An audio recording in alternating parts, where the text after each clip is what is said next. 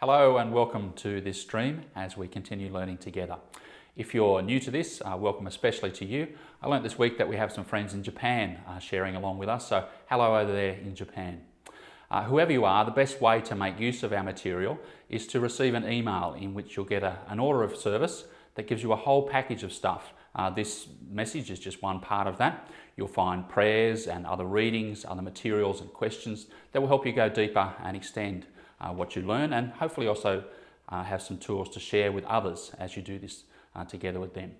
We're in the middle at the moment of a series called A Community of Exiles, looking at the experience of Israel when they were in a place they didn't want to be, in exile in Babylon. We're looking particularly at Jeremiah chapter 29, and Steve will be speaking about something out of that passage in a moment. We're also thinking together about how we can meet with one another in person. We've had quite a number of meetings of recent days, just working out how we might do that, and you'll be getting some details about where we're up to in our thinking and hopefully what we'll be doing soon. That's coming in the next few weeks. So welcome to you. Great to have you with us. I'm sure you'll enjoy your time today.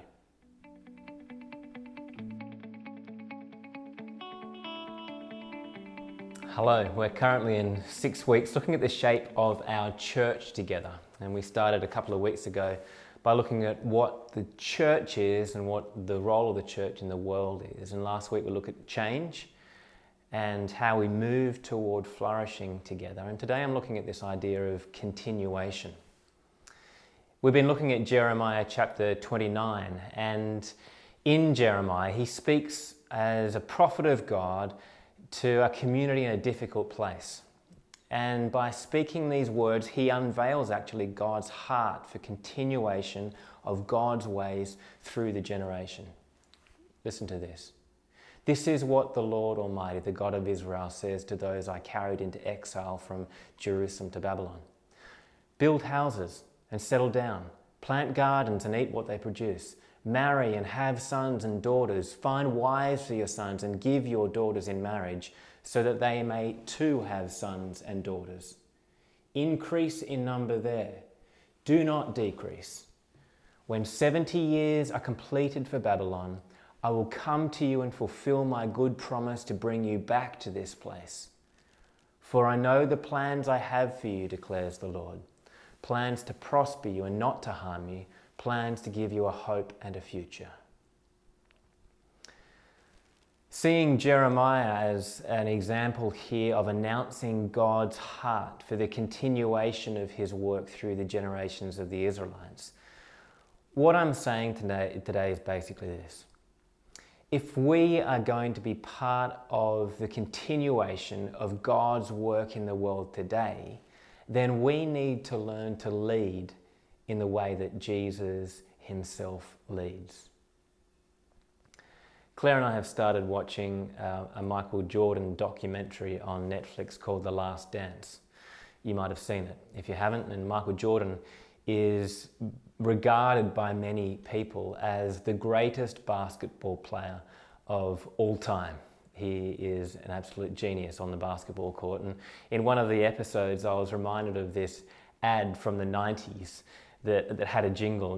If you were around, you'd probably remember it. It went like this. It went, sometimes I dream that he is me. You gotta see that's how I dream to be. A dream I move, a dream I groove like Mike. If I could be like Mike, if I could be like Mike.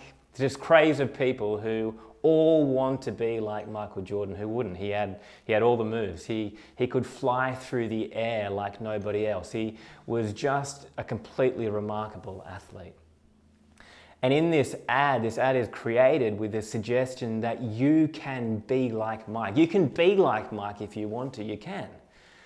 The way this ad suggests is you like Mike is to drink Gatorade. It's a Gatorade ad, and if you want to be like Mike, then drink Gatorade. Which I guess is true because Michael Jordan is shown to be drinking Gatorade in the ad, and so I'm like Mike when I drink Gatorade. But my suspicion is that that's probably not what most people were thinking when they say they'd like to be like Mike. I think it'd be pretty widely agreed that the Christian life is about becoming like Jesus. But the question is, what do you think of when you think you want to be like Jesus? And whatever your answer to that is that what Jesus has in mind for us as his followers?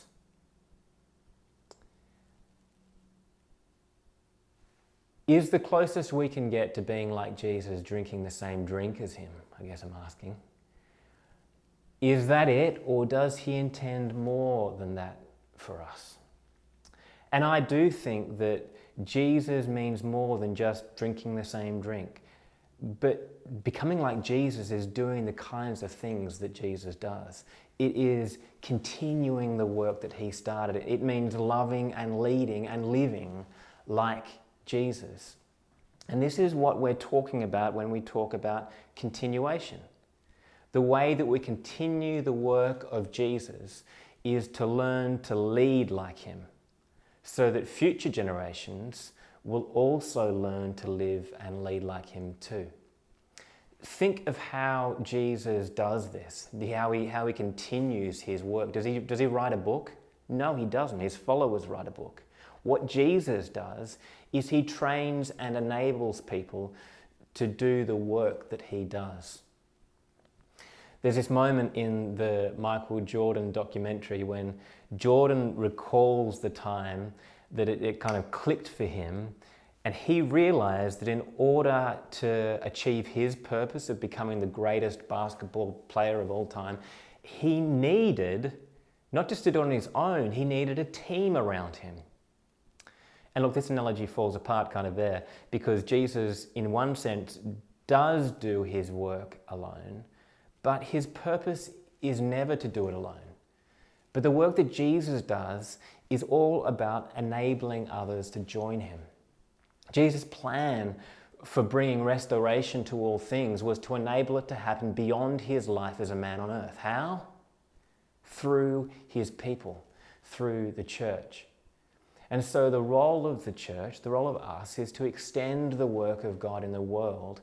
And then the role of leaders is to train and equip everyone who is a follower to be part of that work. Is that your view of what leaders are supposed to do in the church? Is that what they should do in your eyes? In Ephesians, which you might describe as the New Testament church constitution, Paul highlights 5 leadership gifts for equipping the body, equipping the church for the work of serving in the world, the work of ministry.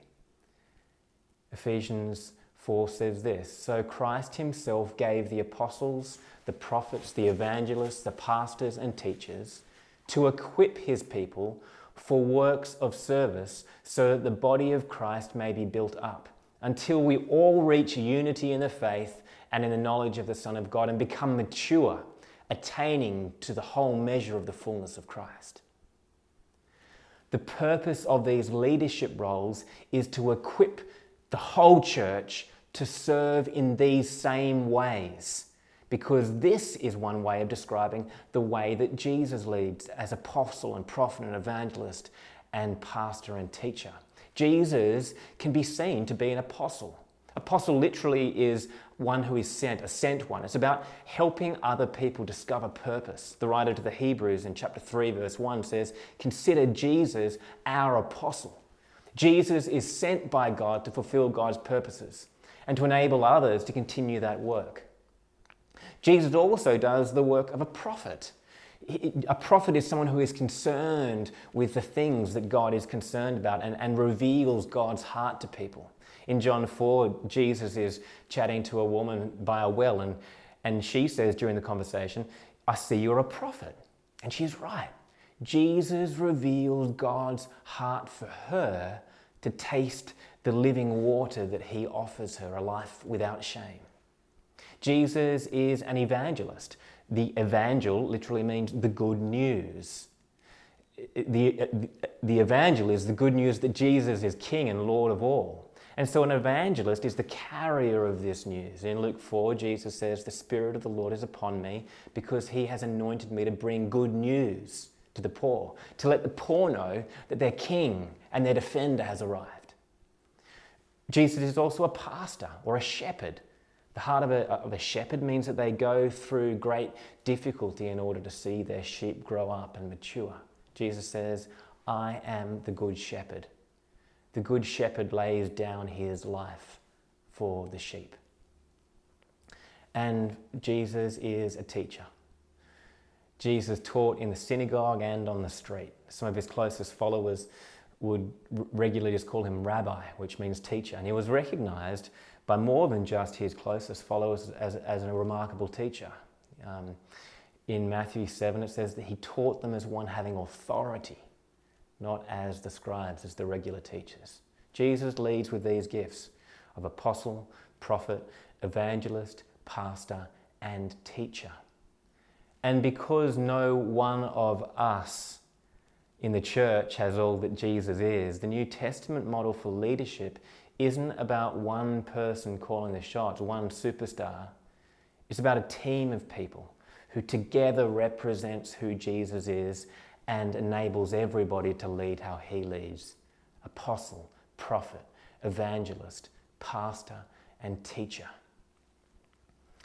It is interesting that at Gordon Baptist, from this gift mix, we have a strong emphasis on one part of it, on pastors and teachers. I'm employed as a pastor. That's my title in our community.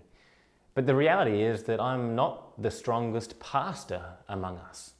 Some of you will be more gifted in pastoral work than I am. But even in the role as a pastor, my job isn't to do all the pastoring. But according to this passage in Ephesians, my job is to equip God's people to do the work of serving, to equip God's people, to equip everybody in this community to pastor. Gordon Baptist also seemed to emphasize teaching, because even though that I'm called a pastor, a key expectation of my role from the community is that I'll study the Bible and I will teach the community.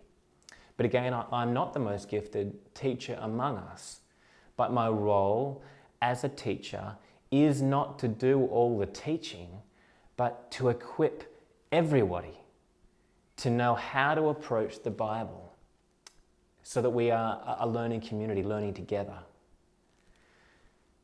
But the real question is, what about the apostles, the prophets, and the evangelists?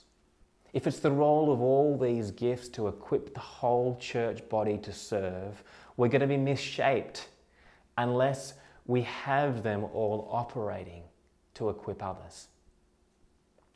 Paul says in Ephesians 4 in this passage that these gifts are given to each one of us, not just a special few. And so a key to being able to effectively learn to lead in our community as a whole is to know what Jesus has gifted us with. Do you know your unique mix of these gifts that reflects who Jesus is and the way that he would lead in the world and the way that he would have you lead?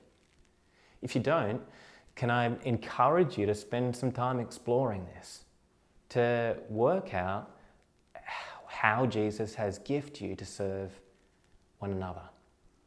Look, you might not see yourself as a leader or even as having the potential to lead others.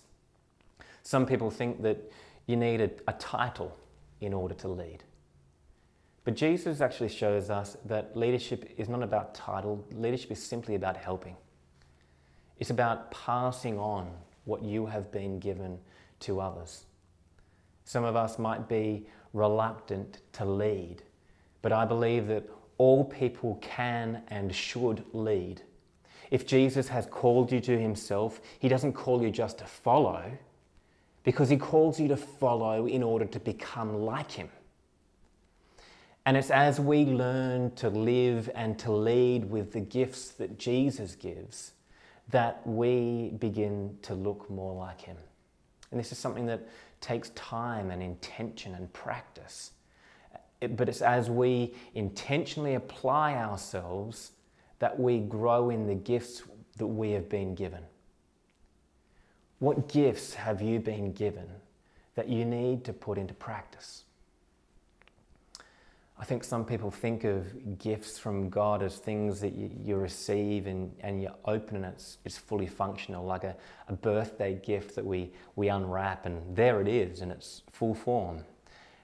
And so we think that if I have to work at something, then I probably haven't been given the gift.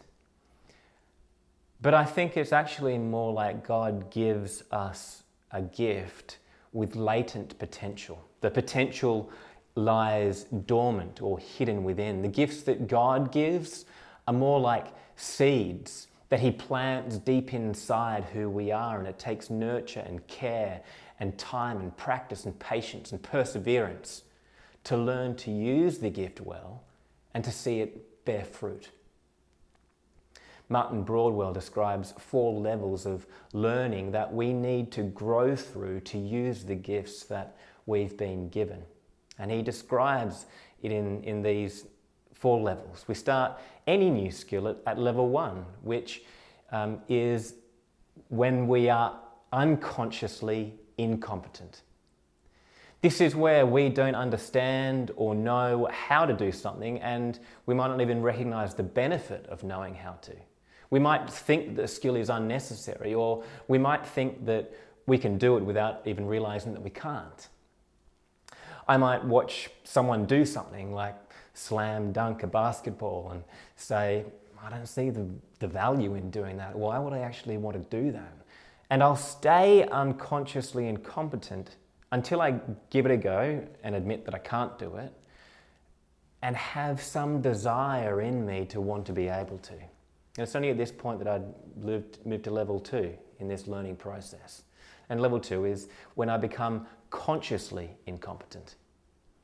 And at this level, though I don't know how to do it yet, I recognize both my current inability and the value and potential of learning this new skill. I'm conscious of my own incompetence, but I don't want to be incompetent. Making mistakes is crucial to the learning process at this stage. Michael Jordan says it in reflection of his career. He says, I've missed more than 9,000 shots in my career. I've lost almost 300 games. 26 times I've been trusted to take the game-winning shot and missed. I've failed over and over again in my life, and that is why I succeed, he says. Many people give up at the stage of conscious incompetence because we look around and we compare ourselves rather than to focus on how we can grow through the discomfort. I think you could say, in fact, that unless you're seeing failure and incompetence in some area of leadership in your life, you've probably stopped growing. But if you are consciously incompetent, you now have the ability to become competent because you know where you need to grow. And as you work hard and you persevere, you move to this 3rd level of learning, which is when you become consciously competent. This is when you understand how to do something. But at this stage, when you do it, you need to really work hard and concentrate. Here you probably know how to break down what you need to do into steps. And there is intentional, conscious involvement in exercising this new skill. And I think that when you get to this stage, it's a good place to start to teach others, to pass on what you're learning, because you're intentionally focusing on what needs to be done. And then beyond being consciously competent is level 4, which is when you become unconsciously competent. This is where you've had so much practice with a skill that it has become second nature to you. You can do it without concentrating on it. And as a result, the skill is performed at the same time as doing something else quite naturally. 4 levels of learning to use the gifts that God has given you. You need to persevere in order to do this. We've been looking at the words of Jeremiah the prophet to the people of Israel in exile in Jeremiah 29, but I think back to Jeremiah as a young man in Jeremiah chapter 1, when God says to him, I want you to speak my words for me. And Jeremiah effectively replies to God and says, look at me, I don't know anything. I'm just a boy. He was scared and reluctant because of his incompetence. But skip forward through 40 years of learning to Jeremiah 29, And he speaks these words of God with boldness to the people of Israel in exile, and in doing so articulates God's heart for their good and the continuation of his work. Listen to these words of hope that Jeremiah speaks to the people. God's words, "For I know the plans I have for you, declares the Lord. Plans to prosper you and not to harm you. Plans to give you a hope and a future." And may we be a people who willingly and boldly learn to lead like Jesus, using the gifts that he's given us. And as we do, see God extend his kingdom in his way through us.